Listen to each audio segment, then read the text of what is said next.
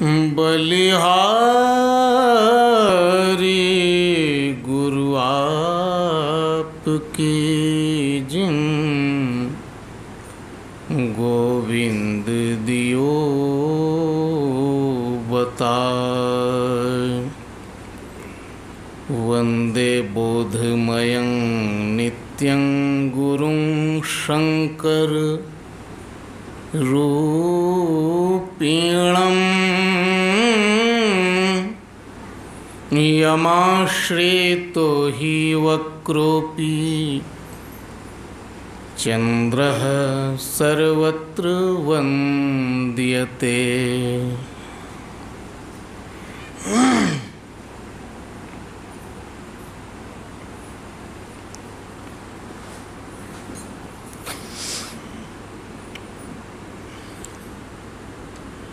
ब्रह्मद्रष्टा महर्षि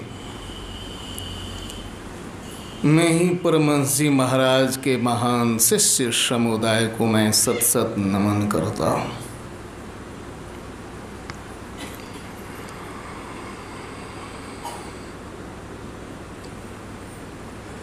एक पिंगला वेश्या थी। महाभारत के शांति पर्व में उनका उपदेश आता है। श्रीमद् भागवत महापुराण में भी उनका उपदेश है।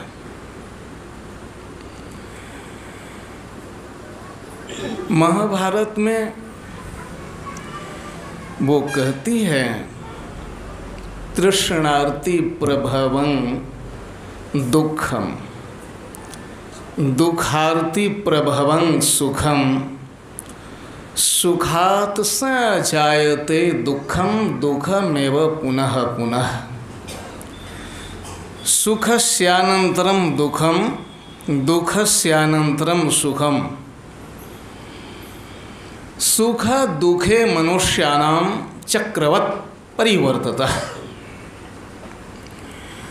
सुखात् त्वं दुखमापन्नो पुनरापत्स्यसे दुखम न नित्यं लभते सुखम न नित्यं लभते दुखम।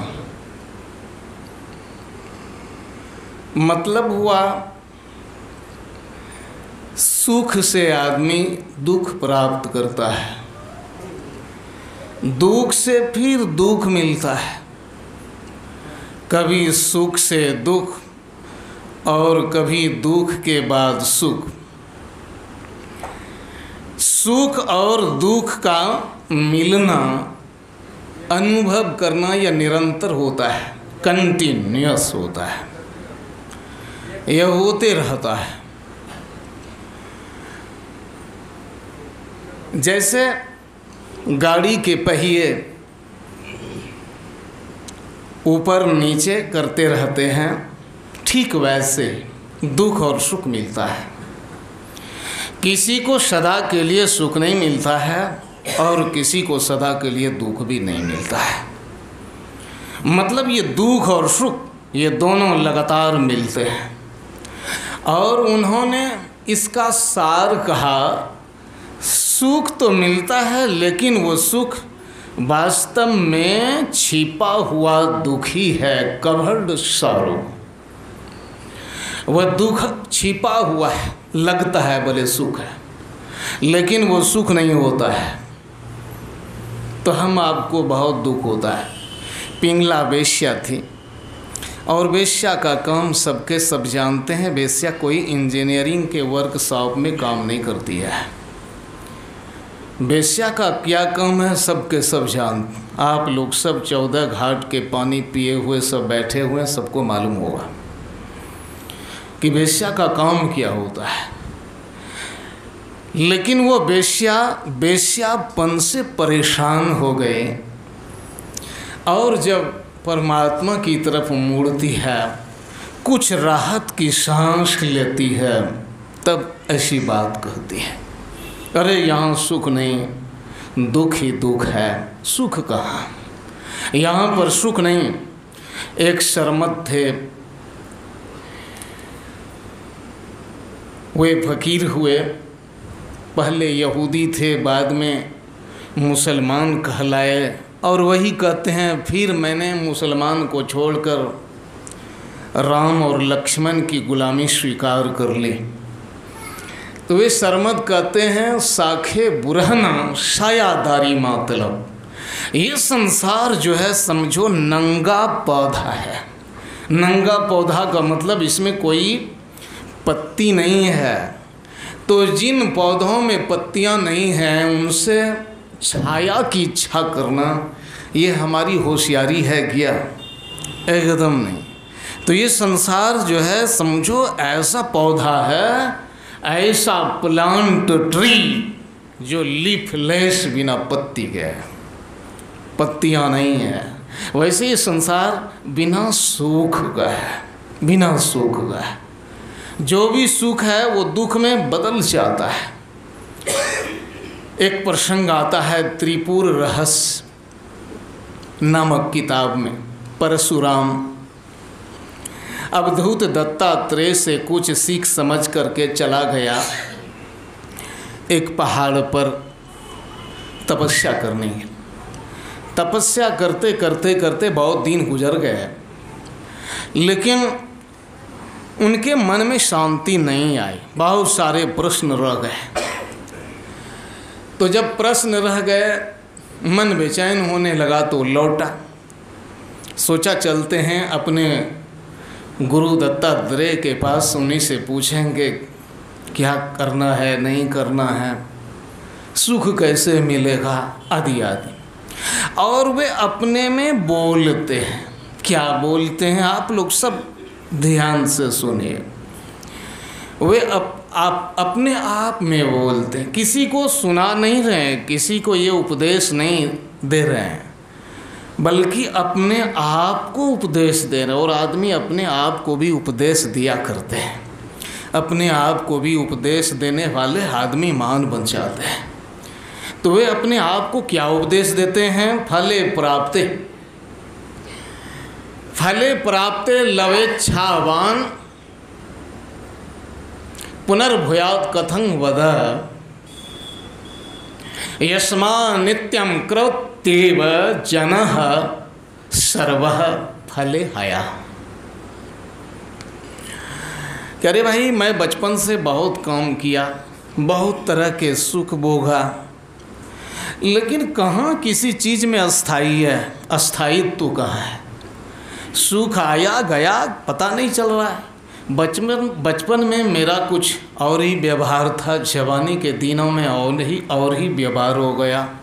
अभी मैं कुछ और ही चीज़ में उलझा हुआ हूँ, न जाने आगे क्या होगा। साथ ही साथ ये संसार की भी विचित्र गति देखता हूँ, कभी कुछ होता है कभी कुछ होता है, किसी में स्थिरता नहीं, परमानेंट कुछ भी नहीं है, स्थिर कुछ भी नहीं, चला चली का खेला, सब चीज़ एकदम नष्ट होने वाला। Everything is evanescent in the world, सब चीज़ संसार में विलीन होती जा रही है। इसलिए परशुराम कहता है कि बहुत काम किया, मैं खुद अपने बारे में विचार करता हूँ, बहुत कुछ खाया पिया देखा सुना, बहुत जगह घूमा, सब कुछ किया, सब ठीक है, लेकिन बहुत फल मिलने के बाद भी क्या हुआ? मुझे भी बहुत कुछ मिला, लेकिन मिलने के बाद क्या हुआ? अभी भी मेरी इच्छा खत्म नहीं हुई है। मुझे अभी भी इच्छा है कि कुछ और करूं, कुछ और मैं भी बनूं, और इसी इच्छा में प्रत्येक आदमी संसार में कार्यरत रहता है, काम करते रहता है, काम करते रहता है, छोड़ता नहीं है काम करना, काम कर रहा है। फलम तदेव संप्रोक्तम दुख हानि सुखम चौव कर्तव्य शेषे नो दुखा भाव वह सुख में भुआ। अरे फल पाना तो उसको कहेंगे जबकि हमारा दुख खत्म हो जाए, जब हमारा दुख खत्म हो जाए तब ना फल पाना। दुख भी ख़त्म नहीं होता है, हमारी इच्छाएं बनी रहती, बहुत कुछ पाने के बाद और चाहते हैं कुछ प्राप्त करें। ऐसा तो होता नहीं कि अब एकदम पूरी तरह से संतुष्ट हो गए, ये तो बात होती नहीं है। तो ये फल पाने का मतलब क्या है? दुख का अभाव भी नहीं होता है, दुख लगा ही रहता है, और कर्तव्य जब बच ही जाता है, इच्छा कुछ करने की बच ही जाती है, तो इसका मतलब है कि मैं दुखी हूँ। आपकी इच्छा यदि कुछ पाने की रह जाए, कुछ करने की रह जाए, कहीं पहुँचने की रह जाए, किसी की हत्या करने की रह जाए, या फिर आत्महत्या सुसाइड सेल्फ मर्डर करने की इच्छा रह जाए, तब भी मतलब क्या हुआ? कुछ कमी है आप में साहब। समझ गए ना? आप में कुछ कमी है। वही परशुराम कह रहा है अपने आप को, अरे बहुत कुछ किया, बहुत खाया पिया, बहुत कुछ चखा, लेकिन यार तुम्हारी इच्छा तो घटी नहीं। और जब इच्छा रह ही जाए काम करने की, अभी और कुछ करना है, तब मतलब क्या हुआ? तो वे बतलाते हैं, क्या बतलाते हैं? दग्धा खिलांगस्य पादे पाटिरलेपनम तथा कर्तव्य से शस्य सुख लभ इहोच्यते। यदि कोई काम करने की इच्छा रह गई और वह व्यक्ति कहता है कि मैं सुखी हूँ, तो यह बात ऐसी ही है, कैसी? जैसे कि किसी आदमी का शरीर पूरा जल कर के झुलस गया है, लेकिन उसके चरण पर चंदन का लेप लगा रहे हैं, उसको क्या रस आएगा जी? क्या मज़ा आएगा?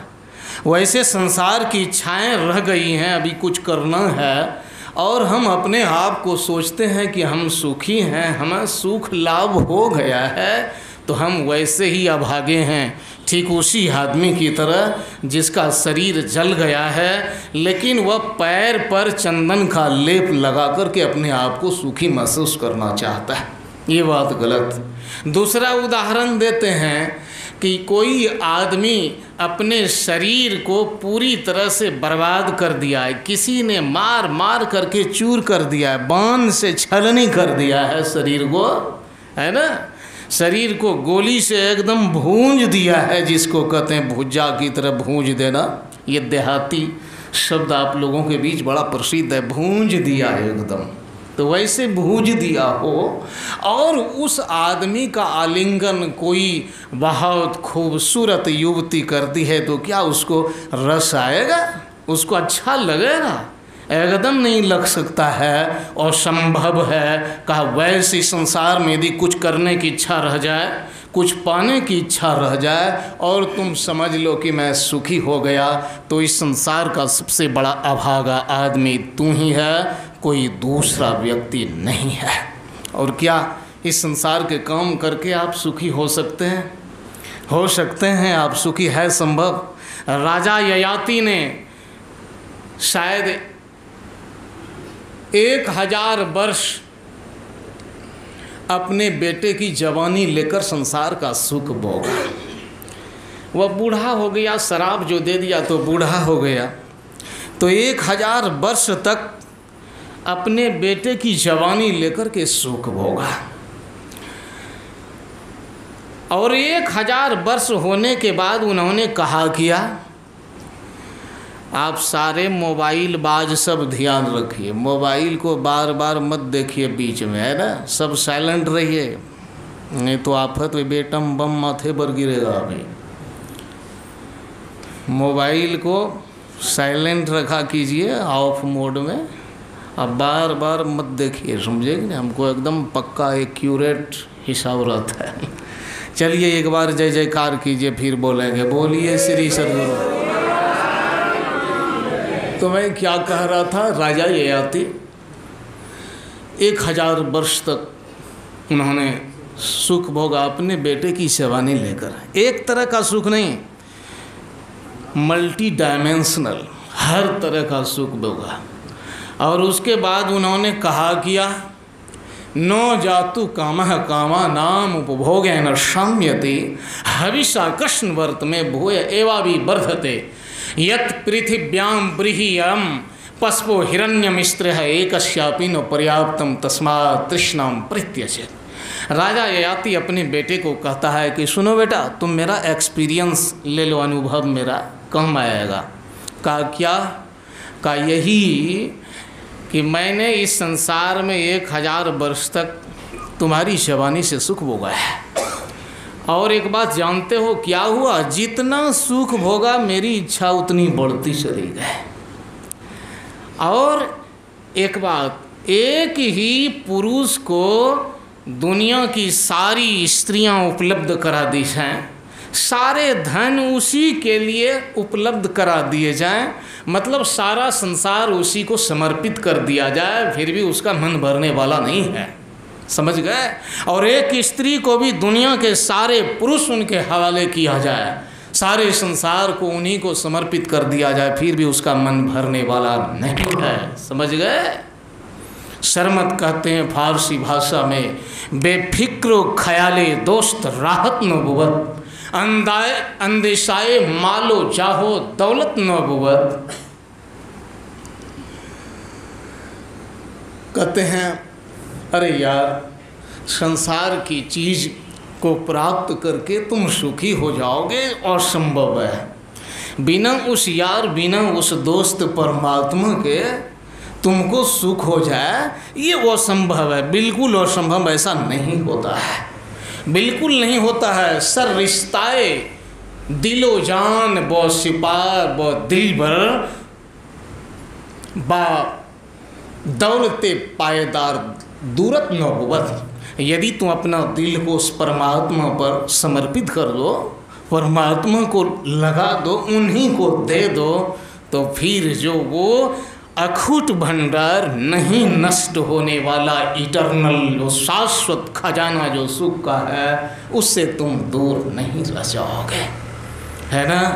यदि तुम इस बात को जान जाओ, अपने दिल को उस परमात्मा को समर्पित कर दो, तो तुमको फिर वो खजाना मिलेगा जो कभी ख़त्म नहीं होता है। वो सुख का खजाना तुमको हाथ लगने वाला है। तो ये काम करो। भगवान राम देखिए अपनी प्रजा को बैठा करके बहुत सारी बातें कह रहे हैं, और आदमी को कह रहे हैं, गधे कुत्ते को वहाँ पर एंट्री नहीं दी गई है, नो एंट्री लगी थी गधे कुत्ते के लिए, घोड़े के लिए, भैंस गाय बैल के लिए। उस सभा में मात्र आदमी को बुलाया था, और आदमी को बुला करके क्या कहा था? तुम लोग भाग्यशाली हो जी, लेकिन एक बात, अभागा भी हो, यदि तुम्हारे भीतर जो सुख का खजाना है, इस खजाना को नहीं खोजता है तो तुम अभागा है। अभागा, तुमसे बड़ा अभागा कौन हो सकता है? तुमसे बड़ा अभागा कोई हो नहीं सकता है। यदि तुम अपने भीतर के खजाना को नहीं खोजता है, तुम्हारे भीतर में सुख है, यदि इस बात को नहीं जानता है, प्रयास नहीं करता है, तो तुम ब्रह्म का हत्यारा है, परमात्मा का हत्या करने वाला। समझिए बात को जरा सा। परमात्मा का हत्यारा, साधारण डीएम कलेक्टर की हत्या कर देंगे तो आजीवन कारावास, या तो फिर 6 इंच छोटा किया जाएगा। ये डाकू की भाषा है। 6 इंच छोटा मतलब समझे, यहाँ से इसको उतार दिया जाएगा, तो ये होगा। और जो परमात्मा का मर्डर कर दे भाई, उसका क्या हो सकता है? उनके साथ क्या होगा? ब्रह्म का हत्यारा, ब्रह्म घातक। अरे बाप, जन्म जन्म आप संसार की नीच योनियों में पड़े रहेंगे। समझ गए ना? तो ये बात तो क्या कह रहे हैं? ये काम नहीं करना है आपको। क्या करना है? आपके भीतर में जो सुख का खजाना है, इसको खोजना है। क्योंकि बाहर में सुख जो है वह दुख रूप है, वह सुख नहीं है, वह बिल्कुल दुख रूप है। असली सुख कहाँ है? अपने भीतर में। और यही बताने के लिए भगवान राम ने वो सभा बुलाई है, और उस सभा में यही बात कह रहे हैं कि सद्गुरु को भाई उनकी शरण में तुम चले जाओ, उनको अपने को समर्पित कर दो, उनसे सीख लो और अपने भीतर के खजाना को पाओ। यही असली सुख है, बाहर में असली सुख नहीं है। महर्षि में ही परमहंस जी महाराज की घोषणा तो है ही, त्रिकाल अबाधित घोषणा। क्या घोषणा? अपने में हरि है, अपने में खोजना, निज तन में खोजना। तन सुख, मन सुख, इंद्रिय सुख, ये सब सुख दुख के बराबर है। और असली सुख आत्म सुख है, मतलब जो अपने आप में सुख है। राम तीर्थ कहा करते थे, heaven is with in you, तुम्हारे भीतर स्वर्ग है। and all ills. At once all the desires will be fulfilled. All the misery and suffering is put an end to. यदि तुम अपने भीतर के स्वर्ग को खोज लो तो क्या कहना है, तुम्हारी ज़िंदगी की जितनी तकलीफ़ें हैं, जितनी नरक यातनाएं हैं, ये सब के सब खत्म हो जाने वाली हैं, ये सब खत्म हो जाएगी। यदि अपने भीतर के स्वर्ग को खोज लो, है ना, अपने भीतर के स्वर्ग को, अपने भीतर में स्वर्ग, आप में है स्वर्ग, और आपसे बड़ा तीर्थ कुछ नहीं है, आपसे बड़ा कोई खजाना नहीं, सुख का भंडार नहीं। गुरु नानक साहब कहा करते थे, इस गुफा में अखुट भंडारा, इस शरीर रूपी गुफा में नहीं खत्म होने वाला भंडार, इनलेस स्टोर हाउस है, अनंत खजाना है। तो अब हम आपको अपने आप में खोजना, अपना सुख खोजना है, ये बाहरी सुख नहीं।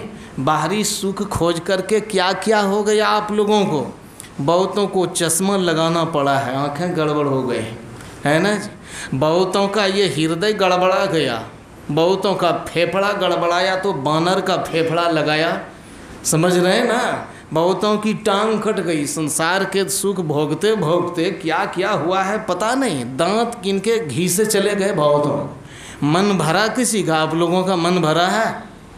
भरा है जी। हम लोगों का भी मन नहीं भरा है, हम लोग बिना पैसा के खाते हैं, दूसरे का खाते हैं, और जो मन में वो खाते हैं। आप लोगों को 3-4 सब्जियां नसीब नहीं होंगी रोज़, लेकिन हम लोगों के लिए रोज़ नसीब हुआ करती है।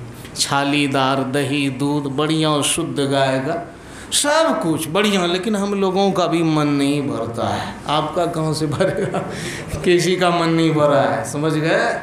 असली सुख चाहिए, और वो सुख है हमारा अपना सुख। तो ये सुख जो प्राप्त करेगा उसी का जीवन सफल होगा। वही राम बादशाह कहा करते थे, बादशाह शाहनशाहे जहान है, शायल हुआ है तू, पैदा कुने जमान है, डायल हुआ है तू, 100 बार गरज होबे तो धो धो पिए कदम, क्यों चरखो मिहरो माह पे मायल हुआ है तू, खंजर की क्या मजाल की एक जख्म कर सके, तेरा ही है ख्याल की घायल हुआ है तू, हम बगल तुझसे रहता है हर आन, राम तो पर्दा अपनी बस्ल में हायल हुआ है तू। राम तीर्थ कहते थे, अरे तुम शाहनशाह का शाहनशाह, इस दुनिया का जो सबसे बड़ा बादशाह है, उस बादशाह का भी तुम बादशाह है, तुम्हारे पास वो अनंत सुख शांति है, इसको खोजो, कहीं दूर जाने की ज़रूरत नहीं है। देखिए 4:30 बज गया है और 5 बजे सत्संग खत्म भी होता है, तो मैं टाइम लिमिट को क्रॉस क्यों करूं भाई, यहीं पर ख़त्म कर देता हूं। तो आप लोगों से यही निवेदन है, सत्संग में आइए, 2 दिन का सत्संग बजा हुआ है, तो इस सत्संग में आकर के आप अपने जीवन को सफल बनाइए सुन समझ करके। और अंत में जो यहाँ के आयोजक हैं और इस आश्रम के जो रहने वाले हैं, हमारे पूज्य बाबा, ये क्या नाम है इनका, पारस मनी बाबा, अच्छा मनी छोड़ देते, पारस बाबा, तो ये भी महान कार्य करते हैं, इसलिए मैं इनको भी बारंबार प्रणाम, और इस गांव के तमाम व्यक्तियों को बोलिए श्री सद्गुरु महाराज की जय।